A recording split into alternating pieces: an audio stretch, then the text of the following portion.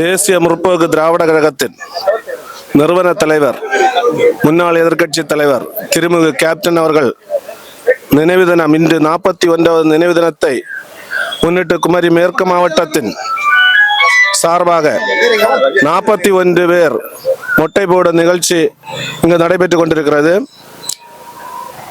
நாங்கள் கேப்டன் அவர்களை எங்களது வீட்டில் ஒரு நபராக பாவித்து அவரது இறப்பில் துயரங்கொண்டு ஒரு மகன்கள் தகப்பனுக்கு என்ன கடமைகள் செய்வார்களோ அதுபோன்று அவருடைய இறப்பு நிகழ்ச்சியில் நாங்கள் இங்கிருந்து திரளாக அங்கு கலந்து கொண்டோம்.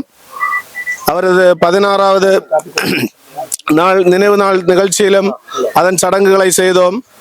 இப்போது 41வது நினைவு தினமான இன்று 41வது நாள் சடங்குகளை பூர்த்தி செய்யும் விதமாக